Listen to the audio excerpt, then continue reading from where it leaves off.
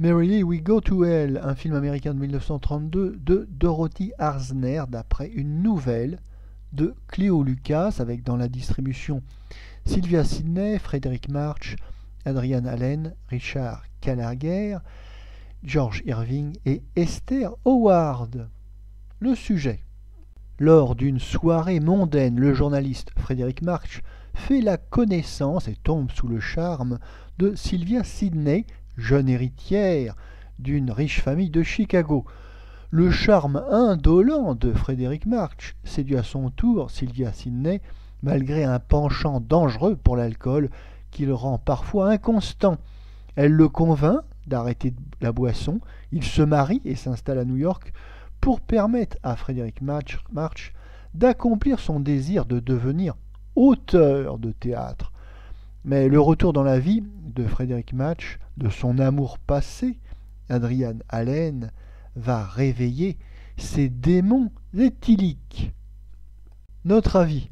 Dans ce mélodrame, la malédiction qui va frapper le couple de héros, c'est l'alcoolisme.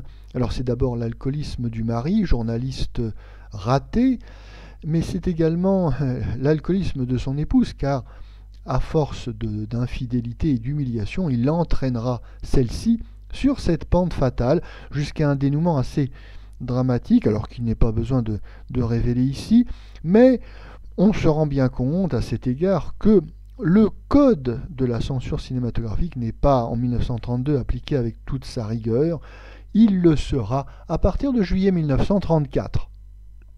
Nombreux seront les films hollywoodiens traitant du sujet douloureux de l'alcoolisme, mais ici avec Merrily We Go to Hell, on peut dire que c'est l'un des premiers qui traite ce sujet d'une manière explicite d'une part, et puis sérieuse d'autre part. Sérieuse en ce sens qu'il n'est pas ici question de traiter l'ivrognerie sous un angle comique.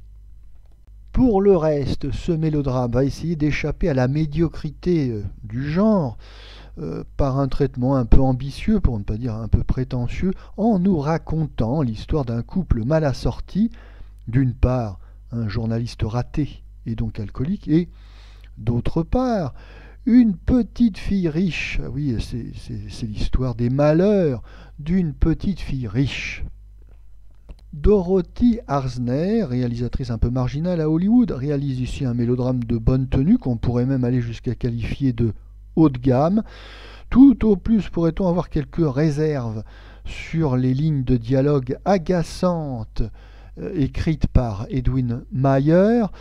Oui, il y a beaucoup d'esbroufs et d'effets faciles dans certaines répliques, et ce côté factice abîme certaines scènes importantes du film.